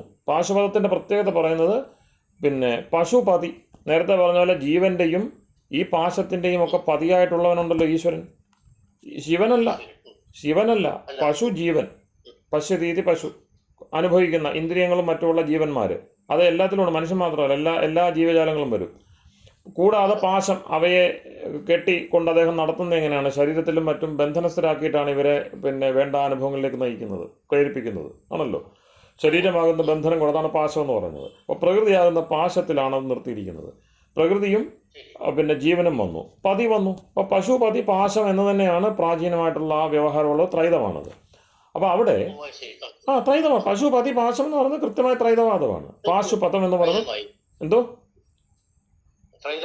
ത്രൈതവാദമാണത്. പ്രാചീനമായിട്ടുള്ള എല്ലാ സമ്പ്രദായങ്ങളും ത്രൈതവാദമാണ്. അതുകൊണ്ട് ത്രൈതവാദം എന്നവർ പറയാറൊന്നുമില്ല. പിന്നീട് അദ്വൈതമൊക്കെ വന്നപ്പോഴാണ് നമുക്ക് ത്രൈതം എന്ന് പറയേണ്ടി വരുന്നത്. എല്ലാ സമ്പ്രദായങ്ങളും, എല്ലാ അടിസ്ഥാന സമ്പ്രദായങ്ങളും 3 മൗലിക സത്തകളെ അനാദികളായിട്ട് കണ്ടുകൊണ്ടാണ് എല്ലാ വ്യവഹാരങ്ങളും ചെയ്യുന്നത്. അത് പണ്ട് തൊട്ടേ അങ്ങനെയാണ്. അപ്പം അത് ദയാനന്ദൻ പുതിയതായിട്ട് വന്ന് പറഞ്ഞതല്ല, പ്രാചീനമായ സമ്പ്രദായമാണ്. അദ്ദേഹത്തിന് പറയേണ്ടി വന്നത് ഈ പിന്നെ അദ്വൈതവും ദ്വൈതവും ഒക്കെ അങ്ങനെ സമ്പ്രദായങ്ങളുടെ പേരിൽ പിന്നെ വേദത്വം നേടി നിൽക്കുമ്പോൾ അതിനെ ഖണ്ഡിക്കാൻ വേണ്ടി അദ്ദേഹം ത്രൈതം എന്ന് പ്രയോഗിച്ചു എന്നേ ഉള്ളൂ. അപ്പം അവിടെ ഈ പശുപതി എന്ത് ചെയ്യുന്നു? പശുപതി എന്ത് വിദ്യ ഉപയോഗിച്ചാണോ പാശത്തെ പ്രപഞ്ചമാക്കി മാറ്റുന്നത്, അല്ലെങ്കിൽ ആ പാശത്തെ നീട്ടുന്നത്. കാരണം കേവലം പൊടിക്കൂട്ടങ്ങളായിട്ട് പോലും കരുതാനാവാത്ത അത്രയും സൂക്ഷ്മ പരമാണുക്കളുടെ സഞ്ചയത്തെ മഹാപ്രപഞ്ചമാക്കി ഈ ഇത്രയും ജീവന്മാർക്കുള്ള സുഖഭോഗ അപവർഗ മോക്ഷ വ്യവസ്ഥയ്ക്ക് വേണ്ടിയുള്ള സംവിധാനം ചെയ്യുന്ന സിസ്റ്റം, ആ വ്യവസ്ഥയെ തിരിച്ചു കൊണ്ടുവരാനുള്ള സാധനമാണ് പാശുപതം. അതായത് വിഘടിച്ച് ഇവയെ പരമാണു നിലയിലേക്ക് തരം താഴ്ത്തുവാനുണ്ട്. അപ്പം അതൊക്കെയാണ് ദിവ്യാസം. അപ്പോൾ അതെന്താണ്? ഹാർഡ്വെയർ ആണ്. അപ്പോൾ ചുരുക്കി പറഞ്ഞാൽ ഹാർഡ്വെയർ ആൻഡ് സോഫ്റ്റ്വെയർ രണ്ടിലും മന്ത്രമുണ്ട്. മന്ത്രം എന്ന് പറഞ്ഞാൽ കൃത്യമായിട്ട് അതിൻ്റെ രഹസ്യവിധി എന്നർത്ഥം. ഒന്നിനെ കോൺസ്റ്റിറ്റ്യൂട്ട് ചെയ്തിരിക്കുന്നത് ഈശ്വരൻ്റെയോ മനുഷ്യൻ്റെയോ സൃഷ്ടി വ്യവസ്ഥയിൽ അതിനെ എങ്ങനെയാണോ വ്യവസ്ഥപ്പെട്ട അതൊരു പ്രത്യേക മോഡിൽ, പ്രത്യേക ഒരു രൂപത്തിൽ, ഒരു ആകാരത്തിൽ, ഒരു പ്രാകാരത്തിൽ നിലനിൽക്കുന്നത്, അതതിൻ്റെ സ്വധർമ്മം നിർവഹിച്ചുകൊണ്ടിരിക്കുന്നത് അതിൻ്റെ സൂക്ഷ്മ ജ്ഞാന നിലയ്ക്കാണ് മന്ത്രം എന്ന് പറയുന്നത്. അത് സ്വാഭാവികമായിട്ട് നമുക്ക് എന്ത് ചെയ്യാൻ പറ്റും? അതുകൊണ്ട് അതിനെ പിന്നെ ഉരുവാക്കുവാനും അഴിക്കുവാനും സാധിക്കും. അപ്പോൾ പ്രപഞ്ചഘടനാ നിർമ്മാണ വിദ്യയാണ് മന്ത്രത്തിലുള്ളത്. അതുകൊണ്ടാണ് പുരുഷ സൂക്തത്തിൽ ഋചസാമാനി ജജ്ഞിരേ ഛന്ദാംസി ജജ്ഞിരേ തസ്മാത് സർവഹുത, ഈ പറയുന്ന ഇതിനെല്ലാം ഒഴിവാക്കാൻ വേണ്ടിയുള്ള ഈശ്വരൻ്റെ അസാധാരണമായ തപസ്സിൽ, ആ മഹായജ്ഞത്തിൽ എല്ലാം ഹോമിക്കപ്പെട്ട ഒന്നുപോലും അതിനകത്ത് ഒരു പരമാണു പോലും മാറി നിൽക്കുന്നില്ല ആ മഹായജ്ഞത്തിൽ. അങ്ങനെ എല്ലാ പരമാണുക്കളും പങ്കെടുക്കുന്ന യജ്ഞം എപ്പോഴും നടക്കാറില്ല. ആ സർവഭൂതമായ യജ്ഞത്തിൽ നിന്നും ഋക്കുകൾ, സാമങ്ങൾ, യജസ്സുകൾ, അഥർവങ്ങൾ, ഛന്ദസ്സുകൾ ഉരുവായി എന്ന് വെച്ചാൽ പ്രപഞ്ച നിർമ്മാണ വിദ്യയാണത്. അപ്പൊ ഇവിടെ അർജുനൻ ഉദ്ദേശിച്ചത് അത് അങ്ങ് ഹാർഡ്വെയർ എന്ന് പറഞ്ഞത് അത് പ്രായോഗിക തലത്തിൽ കൊണ്ടുവരാൻ പറ്റിയ സങ്കല്പശക്തി എന്നാണോ? ഹാർഡ്വെയർ തന്നെ ആവണം. ഇപ്പം ഇന്നിപ്പം നമുക്ക് മിസൈലും അണുബോംബൊക്കെ ഉണ്ടല്ലോ, കേവലം ഒരു ഒന്ന് ടച്ച് ചെയ്ത് കഴിഞ്ഞാൽ അത് പൊട്ടിത്തെറിക്കുകയാണ് എന്നതുപോലെ ഞാൻ ഈ അടുത്തിടെ എനിക്കൊരു പ്രഭാഷണത്തിൽ പറയേണ്ടി വന്നു. ഈ ഓപ്പൺഹൈമർ തുടങ്ങിയുള്ളവർ പിന്നെ നിങ്ങൾ പറയുന്ന മട്ടിലല്ലയോ ഈ മിസൈൽ സാങ്കേതികവിദ്യ വരുന്നത് എന്ന് ചോദിച്ചു കഴിഞ്ഞാൽ, ഓപ്പൺഹൈമർ പറഞ്ഞു എന്ന് അദ്ദേഹത്തിൻ്റെ അവിടുത്തെ സോഴ്സസുകളിൽ നിന്നറിയാം. ഈ നാഗസാക്കിയിലും മറ്റും ആദ്യമായിട്ട് അണുബോംബ് വർഷിച്ചുവല്ലോ, ആ സമയത്ത് അതിൻ്റെ പിന്നിൽ ഹയർ ചെയ്ത ഈ അമേരിക്കൻ ശക്തി അമേരിക്കൻ കൂട്ടായ്മ ഹയർ ചെയ്ത ഒരാളാണ് ഓപ്പൺഹൈമർ. ഐൻസ്റ്റൈൻ്റെ ശിഷ്യഗണങ്ങളിൽ വന്നതാണ്. അപ്പോൾ അദ്ദേഹം ഈ ആദ്യമായിട്ട് പൊട്ടിത്തെറിച്ചത് കണ്ടുകൊണ്ട് കമൻറ്റ് ചെയ്തത് ദിവ്യസൂര്യ സഹസ്രസ്യ എന്നാണ് പോലും. അപ്പം അങ്ങനെ പറയണമെങ്കിൽ സ്വാഭാവികമായിട്ടും ഗീതയുമായിട്ട് ബന്ധം പറയണം. അപ്പോൾ ഞാൻ സ്വാഭാവികമായിട്ട് ഇതിനെ വാലിഡേറ്റ് ചെയ്യാൻ ശ്രമിച്ചപ്പോൾ അവരെല്ലാം, അതിന് മുമ്പുള്ളവരും നീൽസ് ബോറും ഷ്രോഡിംഗറും ഇവരെല്ലാം വേദാന്തത്തിൻ്റെ വലിയ അധ്യേതാക്കളായിരുന്നു. ഗീത പഠിച്ചിരുന്നു, ഉപനിഷത്തുകൾ പഠിച്ചിരുന്നു, വേദാന്തത്തിൽ പ്രബന്ധങ്ങൾ രചിച്ചിരുന്നു. അപ്പം അത് അങ്ങ് പറഞ്ഞതുപോലെ പ്രയോഗ സമവേദാർത്ഥം എന്നുള്ളത് ഇവിടെ ചേരുന്നു നന്നായിട്ട്. കൃത്യമായിട്ട് ചേരുന്നു. തീർച്ചയായിട്ടും അതിന്റെ പ്രായോഗിക തലമാണ് ഇത്, അല്ലേ? കാരണം നമുക്കൊരു പ്രപഞ്ചത്തിലുള്ളൊരു വസ്തുവിനെ നമുക്ക് ഏറ്റവും നന്നായിട്ട് പറയാൻ, ഏറ്റവും ചുരുങ്ങിയ വാക്കുകളിൽ അതിൻ്റെ കാമ്പ്, അത് ഏതറ്റം വരെയുണ്ട്, അതിൻ്റെ തുടക്കവും ഒടുക്കവും അകവും എല്ലാം പറയുവാൻ വേണ്ടി ഒരു ഭാഷ ഉപയോഗിക്കാൻ പറ്റുമെങ്കിൽ അതിൻ്റെ പേരാണ് മന്ത്രഭാഷ. അതിൽ നിന്ന് വേറിട്ടതല്ല. മന്ത്രം എവിടെയോ നിൽക്കുന്നു, നമ്മളും ഈ വസ്തുക്കളും ഒക്കെ വേറെ എവിടെയോ നിൽക്കുന്നു, അങ്ങനെയല്ല. മന്ത്രം ഇതിൻ്റെ ഹൃദയമാണ്. ഏത്? ഈ നമ്മൾ നിലനിൽക്കുന്ന അസ്തിത്വത്തിൻ്റെ, നമ്മുടെ നിലനിൽപ്പിൻ്റെ ഹൃദയമാണ്, അതിൻ്റെ കോർ പാർട്ടാണ്. അത് ഊറ്റിയെടുത്ത് നമുക്ക് തന്നിരിക്കുകയാണ് 10,000-10,000 ഋക്കുകളിലായിട്ട്. കാരണം ഇതിൻ്റെ മഹത്വം ഇത് ഒരാൾക്കല്ലല്ലോ, ഒരു തലമുറയ്ക്കല്ലല്ലോ, അത്രയോ അനേകായിരം തലമുറകൾക്ക് യുഗയുഗങ്ങളായിട്ട് അവരുടെ എല്ലാത്തരം കാമനകളും കാമനകളെ താണ്ടിയുള്ള മുമുക്ഷുത്വം ഒക്കെ സിദ്ധമാക്കുവാൻ വേണ്ടി ഏത് നിലയിലുമുള്ള ഏറ്റവും താഴേക്കിടെയുള്ള സാധാരണക്കാരന് വേണം അത്.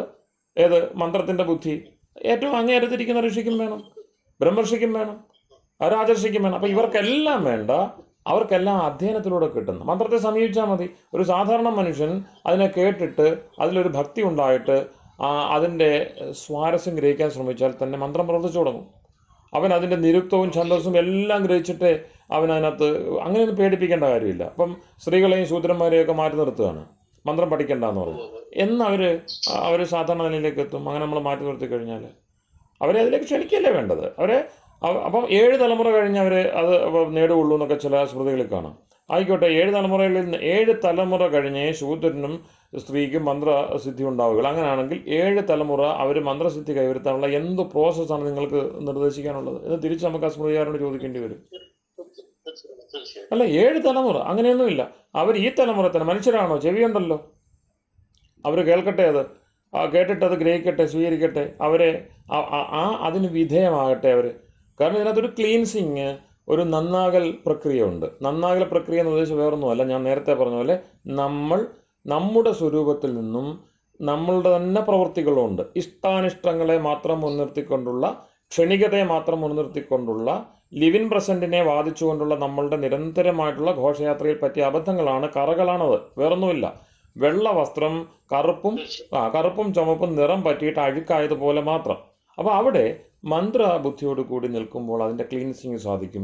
ഈ അനാദി വിചിത്ര വാസന, നിങ്ങൾ യോഗദർശനം പഠിക്കുമ്പോഴറിയാം, ഈ വാസനയെ സംബന്ധിച്ച് വലിയ ഇത്രയും തിരിച്ച് പഠിച്ച് വിവേകഖ്യാതിയും പ്രഖ്യാപിച്ച സമയത്ത് വ്യാസഭഗവാൻ എഴുതേണ്ടി വരികയാണ് അനാദി വിചിത്ര വാസന. അതിനെപ്പറ്റി എനിക്കൊന്നും പറയാനിത് എന്ത് സാധനമാണിത്? നമ്മുടെ ഉള്ളിലുള്ള വാസന. അപ്പോൾ ഇത് ബ്രഹ്മസിദ്ധി ഉണ്ടായാലും ഇത് ഒതുങ്ങുമെന്ന് തോന്നില്ല. കാരണം വീണ്ടും വരികയല്ലേ, വീണ്ടും ജനിക്കണ്ടേ. അപ്പൊ ഈ വീണ്ടും ഈ വിഷയം ഞാൻ ചോദിക്കണമെന്നുണ്ടായിരുന്നു. ഞാനിപ്പോഴും ഞാൻ എടുക്കുന്ന സമയത്തിനെ കുറിച്ച് ഞാൻ ഭയപ്പാടാണ്. അത് പിന്നെ നമുക്ക് സംസാരിക്കാം, അത് വേറൊരു വലിയ വിഷയം. എനിക്ക് തോന്നുന്നു നമ്മുടെ ആ പറഞ്ഞ കാര്യം കഴിഞ്ഞു തോന്നുന്നു, വേറെ ആരെങ്കിലും സംസാരിക്കട്ടെ. അത് എടുക്കാം. എനിക്ക് മനസ്സിലായി, വീണ്ടും പ്രത്യാവർത്തി ഉണ്ടാകുന്നു എന്നുള്ള ചോദ്യമല്ലേ. കാരണം വെച്ചാൽ വറുത്ത വിത്ത് എന്ന് പറഞ്ഞിട്ട് പിന്നീട് സംസ്കാരങ്ങള് ഒരു ദഗ്ധബീജം പോലെ എന്ന് പറഞ്ഞിട്ട് പിന്നെ വരാന്തകാലം കഴിഞ്ഞ്, അതായത് പരിമിതമാണല്ലോ, അതായത് കാലം എത്ര ദൈർഘ്യമുണ്ടെങ്കിലും പരിമിതമാണല്ലോ. തിരിച്ചു വരുമ്പോൾ ഈ സംസ്കാരങ്ങൾ അവരെ കാത്തു നിൽക്കുമോ? അവ നിൽക്കില്ല, സംസ്കാരങ്ങൾ നിൽക്കില്ല, വാസനകളുണ്ടാവും. വാസനകൾ എവിടെ ഉണ്ടാവും? ആ കറുത്ത പിന്നെ വിത്ത്, പിന്നെ മുളയ്ക്കുന്ന വിത്താവട്ടെ വറക്കുന്ന വിത്താകട്ടെ, ബീജത്വം ഉണ്ടല്ലോ അതിന്.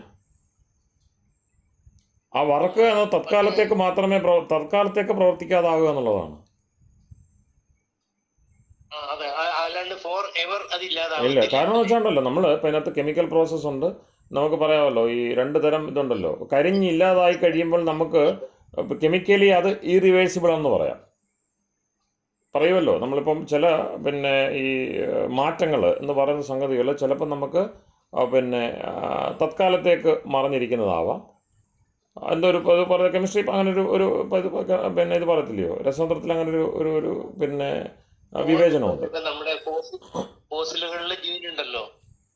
അപ്പോൾ അതിനെ കണ്ടെത്തി അതവിടെ മരിച്ചു എന്ന് പറഞ്ഞിട്ട് കാര്യമില്ലല്ലോ, അതവിടെ കിടക്കുക എന്ന് പറഞ്ഞിട്ട് കാര്യമില്ല. എത്രയോ അസ്ഥിയുടെയും മറ്റു ശകലങ്ങൾ അവിടെ കിടക്കുന്ന നമുക്ക് വീണ്ടെടുത്തിട്ട് ആരാണ്, അതാണാണോ പെണ്ണാണോ അല്ലേ, നിർദ്ധരിച്ചെടുക്കാൻ പറ്റുന്നില്ലേ?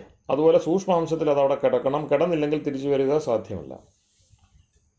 കാരണം തിരിച്ചു വരുമ്പോൾ ക്ലീൻ സ്ലേറ്റ് അല്ലല്ലോ, ഇതിന്റെ ബാക്കി കിടക്കുന്നു എന്നാണ് പറയുന്നത് അല്ലേ? അല്ല, അവിടെ ഇപ്പം യുക്തമായത് പിന്നെ ഒന്നുകൂടെ ചോദിച്ചോട്ടെ, അതിലേക്ക് പോകുന്നതിന് മുമ്പ് ആർക്കെങ്കിലും വേറെ ചോദ്യമുണ്ടോ? അല്ല, ഞാൻ വരാം, അതിലേക്ക് വരാം. വേറെ ആരെങ്കിലും ഉണ്ടെങ്കിൽ നമുക്ക് അത് വേറൊരു പ്രകടനമാണ്, അതുകൊണ്ടാണ്.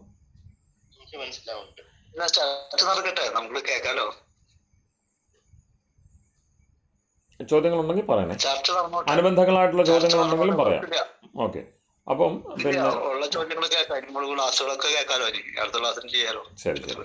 ശരി. അപ്പം പിന്നെ നമ്മുടെ പത്തനംതിട്ടയിലെ ആചാര്യനെ ഓർമ്മയുണ്ടോ? ആര്യഭാസ്കർജി.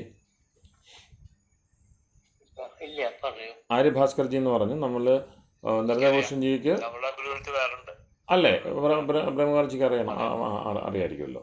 അപ്പം പിന്നെ ഏതാണ്ട് സമകാലത്ത് തന്നെ അടുത്തടുത്ത് പ്രവർത്തിച്ചവരാണ് നരേന്ദ്രഭൂഷൺജിയും ആര്യഭാസ്കർജിയും. അപ്പം യോഗ ദർശനത്തിൽ നല്ല ആഴത്തിൽ പോയ ആളാണ് അദ്ദേഹം, മറ്റ് വിഷയങ്ങളോടൊപ്പം തന്നെ. അപ്പം അദ്ദേഹത്തിന് ചില പ്രത്യേക ഈ വിഷയങ്ങളിൽ ചില പ്രത്യേക സ്വകീയ ധാരണകളുണ്ടായിരുന്നു. അപ്പം അത് പലപ്പോഴും ഡിബേറ്റ് ചെയ്തിട്ടുണ്ട്. എനിക്ക് എൻ്റെ സംശയങ്ങൾ ഞാൻ ചോദിച്ചിട്ടുണ്ട്. അപ്പോൾ അദ്ദേഹം അതിന് മറുപടിയും പറഞ്ഞിട്ടുണ്ട്, അദ്ദേഹത്തിൻ്റെതായിട്ടുള്ള മറുപടി. അപ്പോൾ ഹിരണ്യഗർഭ സമ്പ്രദായത്തിൽ യോഗത്തിൻ്റെ പ്രവർത്തനം പറയുന്ന സമയത്ത് ഇപ്പോൾ അദ്ദേഹം പറഞ്ഞത്, പിന്നെ അദ്ദേഹം വിശ്വസിക്കുന്നത് അല്ലെങ്കിൽ അദ്ദേഹത്തിൻ്റെ സിദ്ധാന്തമായിരുന്നത്, പിന്നെ ഈ മോക്ഷത്തിൽ നിന്ന് തിരിച്ചു വരുന്ന ആത്മാക്കളുണ്ടല്ലോ, അവരെപ്പോഴും ശുദ്ധരായിരിക്കും, അവർക്ക് ഋഷിത്വം ഉണ്ടാവും, മോക്ഷത്തിൽ നിന്നും തിരിച്ചു വരുന്നവരാണ്. പിന്നെ അപ്പോൾ ഈ നേരത്തെ നമ്മൾ പറഞ്ഞില്ലയോ, എവിടെയെങ്കിലും ഒരു സ്റ്റാർട്ട് ഉണ്ടാവണമല്ലോ. അപ്പോൾ ഈ സാധാരണ ജന്മം കിട്ടണമെങ്കിൽ അതിന് ചില ബീജം വേണം. അപ്പം അദ്ദേഹത്തിൻ്റെ പിന്നെ ഇതിനുള്ള ഇങ്ങനത്തെ ഒരു നിർണയം അദ്ദേഹം എടുക്കാനുള്ളതിൻ്റെ പിന്നിലുള്ള ചിന്ത ഇതാവാം. ഈ ഋഷികളും ഉണ്ടാകുമല്ലോ ഏതെങ്കിലും കാലത്ത്, അതിനും ബീജം ഉണ്ടാകണ്ടായോ? അപ്പോൾ അദ്ദേഹം പറയുന്നു, ഈ മോക്ഷത്തിൽ നിന്ന് മടങ്ങി വന്ന ആളുകൾ ആണ് അതിന് യുക്തരായിട്ട്. അപ്പോൾ ഇന്നിപ്പം ഞാൻ മോക്ഷത്തിൽ പോകാമെന്ന് വെച്ചു, ഞാൻ ഈ സർഗചക്രം പൂർത്തിയായി അതിൻ്റെ 36 മറ്റേ പറഞ്ഞ പരാന്തകാലം കഴിയുമ്പോൾ കൃത്യം ഇതേ തീയതിയിൽ തന്നെയല്ലേ വരിക. ആ സമയത്ത് മഹാപ്രളയം ഉണ്ടായിട്ട് പുതിയ സൃഷ്ടി ആരംഭിക്കണം നിർബന്ധമൊന്നുമില്ല അല്ലേ, ഏതെങ്കിലും ഒരു സമയത്താണ് വരിക. അതായത് സൃഷ്ടി നടന്നുകൊണ്ടിരിക്കുന്നതിനിടയ്ക്ക് ഞാൻ വരുന്നു.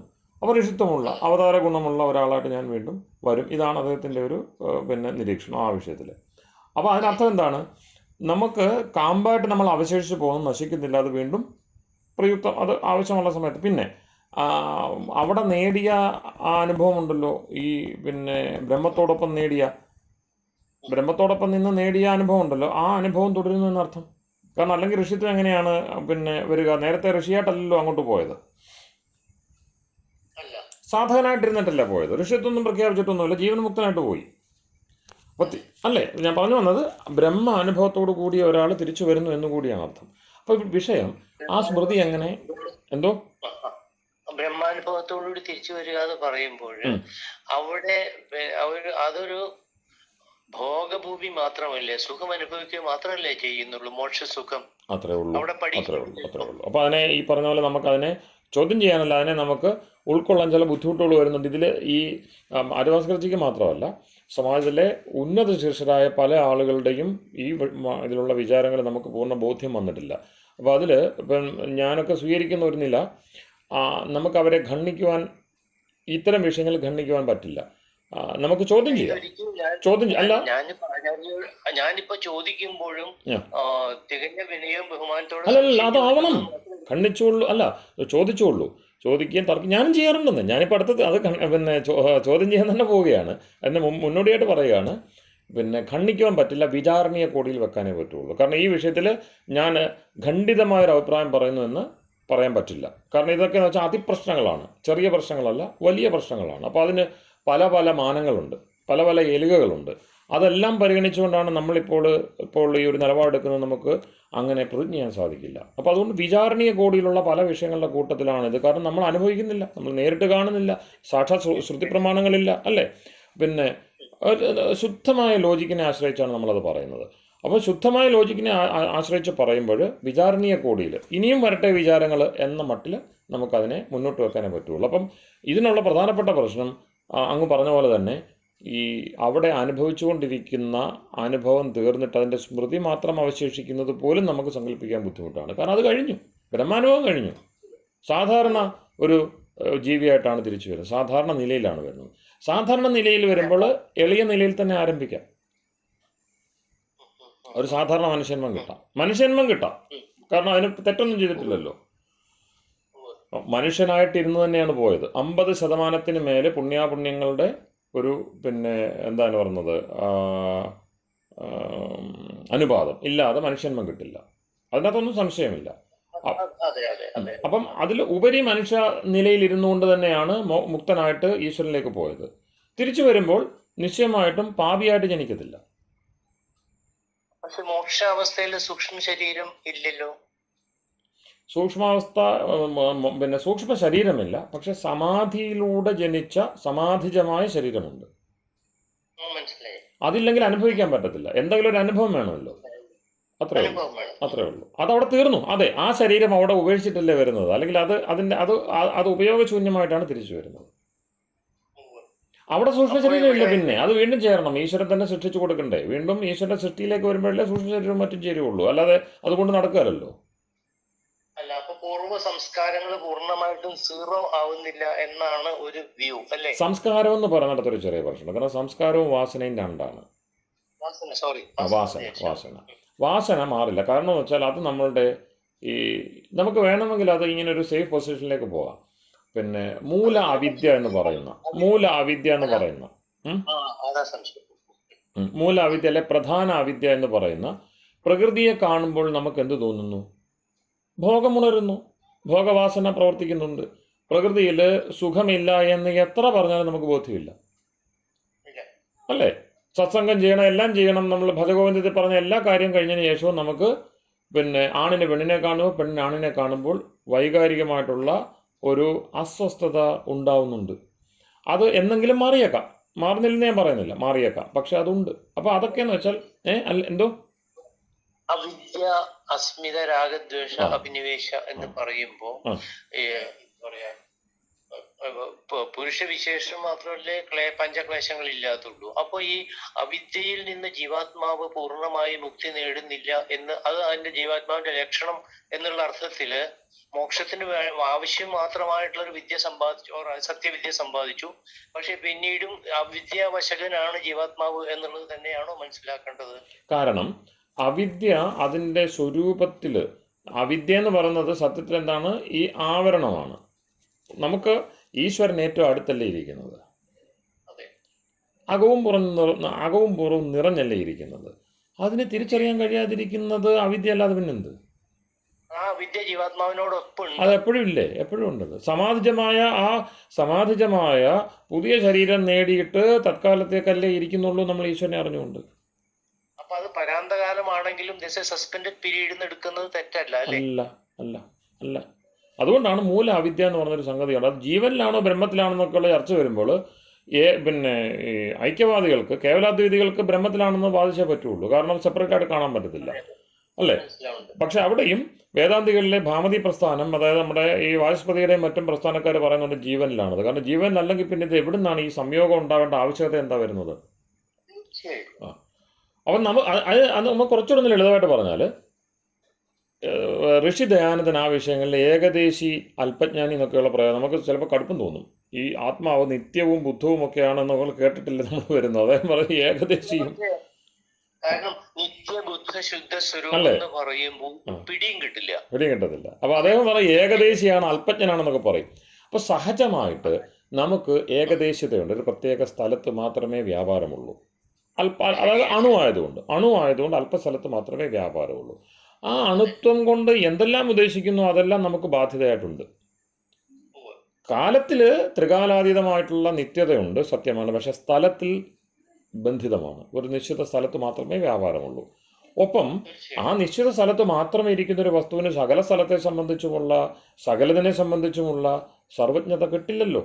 അപ്പോൾ അല്പജ്ഞത അതിനുണ്ട്. അല്പജ്ഞത ഉള്ളത് കൊണ്ട് തന്നെ അതിനപ്പുറത്തേക്ക് ഇരിക്കുന്ന അനന്തവിശാലമായിട്ടുള്ള ലോകത്തെപ്പറ്റി, അതിനും അപ്പുറത്ത് അതിനെല്ലാം തുച്ഛമാക്കിക്കൊണ്ട്, അനന്തത എത്ര വലുതാണെങ്കിലും അത് വെറും ഒരു ബിന്ദുവായിരിക്കുന്ന അനന്തതയായിട്ട് ഈശ്വരൻ ബ്രഹ്മം നിൽക്കുന്നു. ഇതിനെ ഒന്നും സാക്ഷാത് അറിയാനുള്ള, അതായി നിന്നുകൊണ്ടറിയാനുള്ള ക്ഷമത ഒരു കാലത്തും ഈ ജീവനില്ലാത്തത് കൊണ്ട് തത്കാലത്തെ ഈശ്വരൻ്റെ പ്രസാദം കൊണ്ട് മാത്രമാണ് ഈ എന്താ പറയുക ബ്രഹ്മസ്വരൂപത വരുന്നത്. പറയുമല്ലോ, സാഖ്യത്തിലുണ്ട് പിന്നെ സുഷുപ്തി പ്രളയ മോക്ഷേഷു ബ്രഹ്മരൂപത, അങ്ങനെയല്ലേ സൂത്രമുണ്ടല്ലോ, ബ്രഹ്മരൂപത. ചില സമയങ്ങളിൽ മാത്രമേ. സുഷുപ്തി പ്രളയമാണോ സമാധിയാണോ, ഏതായാലും സുഷുപ്തി സമാധി മോക്ഷം ഈ സമയങ്ങളിൽ മാത്രമേ ബ്രഹ്മരൂപത നമുക്കുള്ളൂ. ശാശ്വതമായ ബ്രഹ്മരൂപത ഉണ്ട് എങ്കിൽ പിന്നെന്ത്? അത് വിശ്വസിക്കാനാവില്ല. കാരണം എങ്കിൽ പിന്നെ ഈ അവസ്ഥ വരികയില്ല. അപ്പൊ രണ്ട് പറയണം. ഒന്ന്, ശാശ്വതമായ ജ്ഞാനനിധി അല്ല നമ്മൾ. ശാശ്വതമായ ജ്ഞാനനിധി അല്ലാതെ തത്കാലത്തേക്ക് ജ്ഞാനനിധി ആകാൻ കഴിയുമെങ്കിൽ അതിനർത്ഥം നമ്മളുടെ ശാശ്വതമായ സ്വഭാവത്തിൽ അജ്ഞതയാണ് നിഴലിക്കുന്നത്. അല്ലാതെ കാര്യമില്ല. അതുകൊണ്ട് തന്നെ നമ്മൾ പ്രയത്നിച്ചേ പറ്റുള്ളൂ, പ്രയത്നിച്ച് ഇത് നേടിയേ പറ്റുള്ളൂ. അപ്പൊ അങ്ങനെ വരുമ്പോഴത്തേക്കും ഇച്ഛ, ദ്വേഷ, പ്രയത്ന, സുഖ, ദുഃഖ, ജ്ഞാനാനി, ആത്മനോ, ലിംഗമിതി, ഇതല്ലേ കുറെ കൂടി നമുക്ക് സ്വീകാര്യമായിട്ട്. തീർച്ചയായിട്ടും എനിക്കത് വളരെ ഉദ്ദീപകമായിട്ട്, എനിക്കതൊരു ഫൈൻ ട്യൂൺഡായിട്ടാണ് തോന്നുന്നത്. കാരണം പലരും പറയും അത് ആത്മാവിൻ്റെ ലിംഗമാണ്, അതായത് അനുമാനം മാത്രമാണ് പറയുന്നത്. അല്ല, ആത്മാവിൻ്റെ സ്വരൂപമാണത്. അത് വളരെ വാലിഡായ സൂത്രമാണ്. സത്യത്തിൽ ആത്മീയതയുടെ അടിസ്ഥാന പ്രമാണമായിട്ട് കൽപ്പിക്കേണ്ട സൂത്രമാണത്. കാരണം തദത്യന്ത വിമോക്ഷവും അപവർക്കാതുമ്പോ അത്യന്തം എന്ന് വെച്ചാൽ ഫോർ എവർ എന്നർത്ഥമില്ല. എന്താ പറയാ, അത്യന്ത വേദന, അത്യന്തം എക്സ്ട്രീം എന്നുള്ള അർത്ഥത്തിൽ തീർച്ചയായിട്ടും അല്ലോ, അത്രേ പറ്റുള്ളൂ. കാരണം ഈ പറയുന്ന ബന്ധവും സംബന്ധവും ബന്ധവിച്ഛേദവും എല്ലാം പറയുന്നിടത്ത് മനോഹരമായിട്ട് ഉപനിഷത്ത് ഋഷി മുണ്ടകോപനിഷത്തിൽ പറയുന്നുണ്ട്, പരമം സാമ്യം ഉപയുതി. സാധ്യമായ പരമമായ സാമ്യാവസ്ഥ അതേ പറ്റുള്ളൂ, തുല്യമാവില്ല, ഒന്നാവില്ല. തന്നെയല്ല ജഗത് വ്യാപാര വർജ്യം എന്നും കൂടി പറഞ്ഞിട്ടില്ലേ? അത്രേ ഉള്ളൂ. അതെന്തിനാ പറഞ്ഞത്? ആദ്യം തന്നെ തടസ്സ ലക്ഷണം പറഞ്ഞു, സ്വരൂപ ലക്ഷണം പറയാതെ പിന്നെ ജന്മാദ്യസ്യേത എന്ന് പറഞ്ഞു, അല്ലേ? അപ്പം ബ്രഹ്മാണ്ടത്തിൻ്റെ ഈ പറയുന്ന ബ്രഹ്മാണ്ടത്തിൻ്റെ നിമിത്ത കാരണവും അതിൻ്റെ സ്ഥിതി കാരണവും അതുപോലെ തന്നെ അതിൻ്റെ പ്രളയ കാരണവുമായി നിലകൊള്ളുന്ന വസ്തു, ആ വസ്തു നിമിത്ത കാരണം മാത്രമാണ്, അത് ഉപാദാന കാരണമാവുന്നില്ല. ഉപാദാന കാരണമാണ് എങ്കിൽ അതിന് നിമിത്ത കാരണമായിട്ട് ത്രികാലങ്ങളിലും പ്രവർത്തിക്കാനാവില്ല. കാരണം എന്താണ്? ഉപാദാന കാരണം അതിൽ തന്നെ ഇരിക്കുന്നതാണ്. അതിന് മാറി നിന്നുകൊണ്ട് വീണ്ടും നിമിത്തമായിരിക്കാൻ പറ്റില്ല.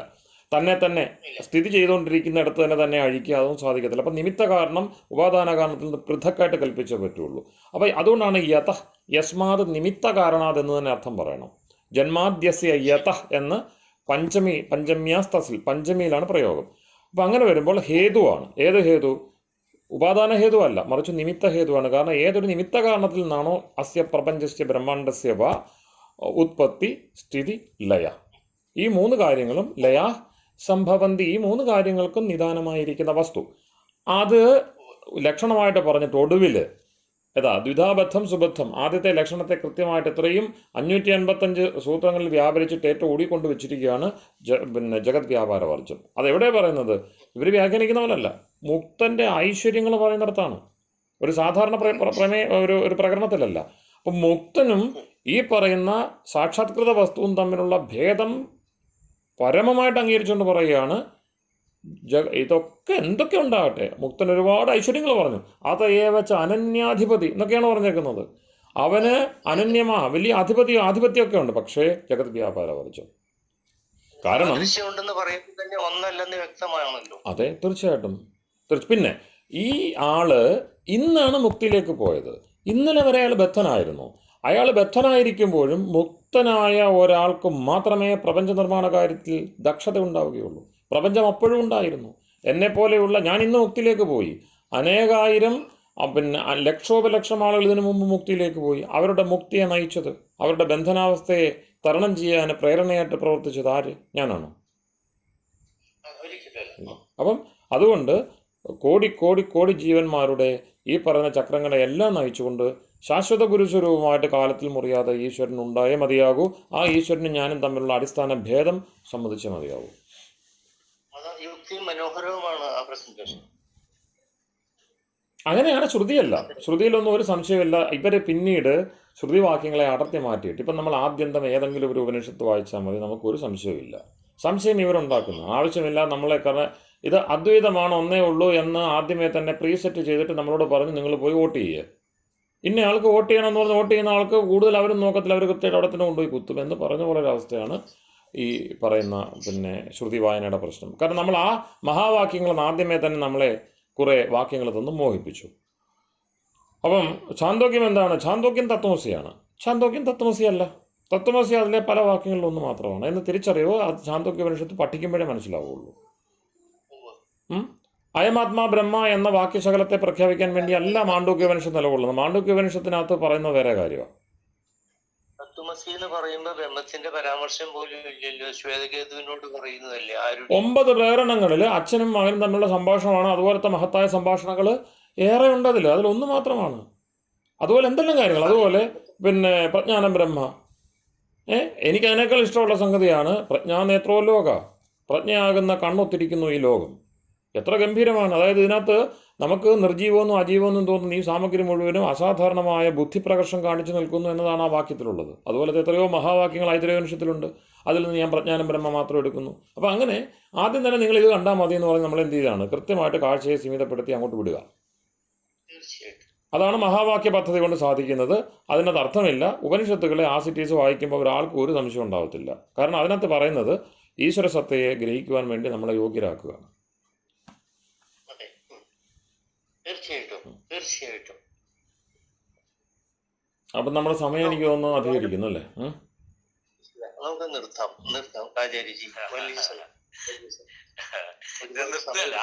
നമ്മള് അടുത്ത ക്ലാസ്സിൽ തുടരും. നമ്മള് അടുത്ത ക്ലാസ്സിൽ തുടരും. ഇപ്പൊ ഇന്നത്